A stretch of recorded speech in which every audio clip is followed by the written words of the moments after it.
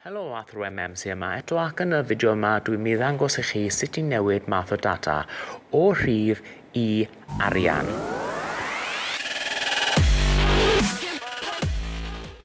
Mae'r celloedd yn cynnwys data. Gall y data fod yn data gwahanol, sef testun, rhif neu yn arian. Nawr, i newid y math o data, mae angen i ni uwcholeuo achos ar hyn o bryd mae fe yn rhif. Ac wedyn rhoi'r clic dde ar y bwtwm a wedyn dewis yr un sydd yn dweud formatting.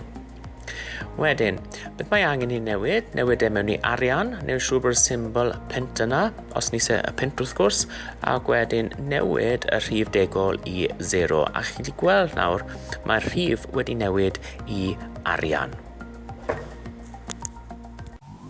Cofiwch tanysgrifio, hoffi a hefyd rhannu'r fideo. Cofiwch, sgiliau sy'n talu'r biliau a hwyl am nawr.